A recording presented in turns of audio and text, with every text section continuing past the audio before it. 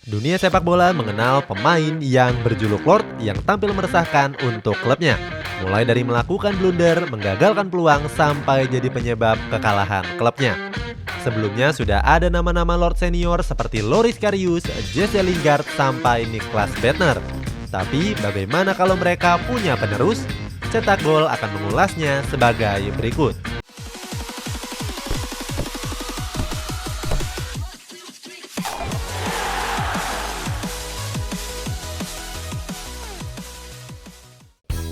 Vinicius Junior. Nama pertama dalam daftar ini ditempati oleh wonderkid Real Madrid, Vinicius Junior. Pemain muda asal Brazil ini didatangkan dari Flamengo pada jendela transfer musim panas 2018. Dia diboyong oleh El Real seharga 45 juta euro atau 771 miliar rupiah. Vinicius memang pemain yang apik, tapi nggak sewah yang digembar-gemborkan media. Sejak berseragam Real Madrid, dia sudah memainkan 90 pertandingan dan baru mencetak 11 gol dan 19 assist. Dibandingkan dengan wonderkid lainnya, catatan ini terbilang biasa-biasa saja. Bandingkan dengan Ansu Fati di Barcelona yang baru memainkan 43 laga, tapi catatan golnya lebih banyak dari Vinicius. Padahal keduanya diplot sebagai penerus rivalitas dari Lionel Messi dan Cristiano Ronaldo. Pada pertandingan pekan ke-12 lawan Sevilla, Vinicius menunjukkan potensinya sebagai pemegang tahta Lord berikutnya. Dalam laga ini, Vinicius sempat berselebrasi layaknya pencetak gol. Padahal dia gagal menyambut umpan silang dari Ferland Mendy dan bola masuk ke dalam gawang dan gagal dikuasai oleh kiper Sevilla. Berharap namanya tercatat di papan skor, wasit memutuskan gol tersebut sebagai gol bunuh diri. Gak cuma itu, Vinicius juga mengalami kesialan yang lain. Masih di laga yang sama, Vinicius berpeluang mencetak gol lewat muntahan bola liar di udara. Alih-alih menyentil bola ke dalam gawang, Vinicius justru nendang angin. Padahal jarak bola ke garis gawang cuma tersisa beberapa jengkal saja. Dengan dua aksi kocak ini, Vinicius berpotensi jadi pemain Lord di masa depan. Rodrigo. Nama kedua dalam daftar ini ada rekan Vinicius di Real Madrid, yakni Rodrigo. Pemain muda yang juga berasal dari Brazil ini diboyong dari Santos pada jendela transfer musim panas 2019 yang lalu. Untuk mendapatkan tanda tangan Rodrigo, El Real merogoh kocek 45 juta euro atau 771 miliar rupiah. Sampai sekarang, Rodrigo sudah mencatatkan 43 penampilan dan mencetak 8 gol dan 9 assist. Sebenarnya nggak ada yang salah dari penampilan Rodrigo. Walaupun baru 20 tahun, Rodrigo sudah tampil impresif di lini depan Real Madrid. Masih teringat bagaimana hebatnya Rodrigo meraih hat-trick dan 1 assist pada pertandingan Liga Champions lawan Galatasaray. Pada beberapa waktu yang lalu, Rodrigo sempat dimainkan di tim akademi Real Madrid. Di sana, Rodrigo mengundang perhatian karena menunjukkan penampilan yang berkelas. Dalam suatu pertandingan melawan SS Reyes, Rodrigo menunjukkan potensinya sebagai pemain Lord. Pada laga ini, Rodrigo menggiring bola di sisi lapangan, meninggalkan bek yang menjaganya dan berhasil mencetak gol dengan teknik mencungkil. Setelah gawangnya kebobolan, kiper Reyes menghampiri Rodrigo dan memprotesnya. Alasannya ada pemain Reyes yang jatuh kesakitan bahkan sebelum Rodrigo melakukan aksi solorannya. Bukannya menunjukkan respect, Rodrigo justru berselebrasi di depan wajah kiper.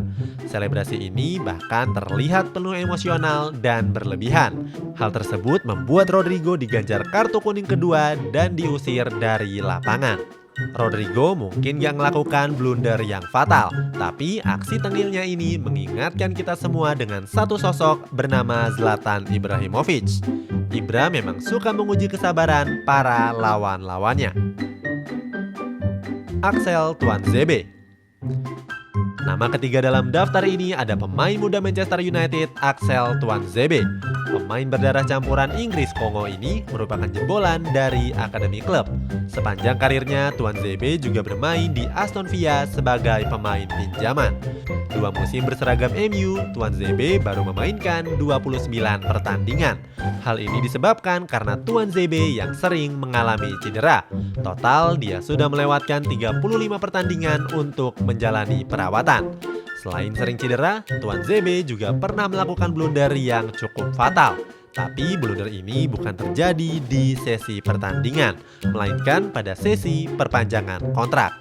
Waktu itu Tuan ZB menandatangani perpanjangan kontrak sampai musim panas tahun 2022. Pelatih Manchester United Ole Gunnar Solskjaer nggak bisa menyembunyikan kebahagiaannya dalam mendampingi Axel Tuan ZB. Momen ini diabadikan dan diunggah oleh akun Instagram Sky Sports.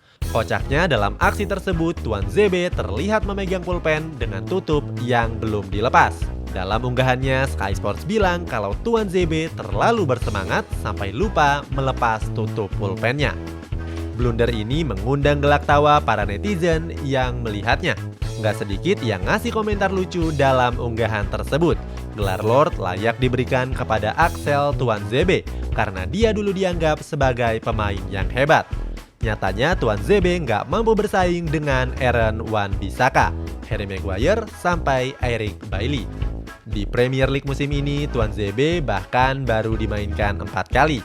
Padahal dia sempat dapat julukan Mammoth dari pelatih Ole Gunnar Solskjaer. Sekedar informasi, Mammoth adalah hewan zaman purba yang menyerupai gajah, tapi dengan tubuh yang jauh lebih kuat dan besar. Gianluigi Donnarumma. Nama keempat sekaligus yang terakhir dalam daftar ini adalah Gianluigi Donnarumma. Kiper muda AC Milan ini merupakan jebolan Akademi Rossoneri dan sudah menembus skuad utama sejak 2015 yang lalu. Umurnya memang baru 21 tahun, tapi Donnarumma sudah jadi salah satu kiper terbaik di Italia. Pada Serie A musim ini, Donnarumma sudah memainkan 16 pertandingan, 16 kali kebobolan, dan ngeraih 6 clean sheet. Sepanjang karirnya berseragam AC Milan, Donnarumma sudah menyumbangkan trofi Supercoppa Italiana tahun 2016.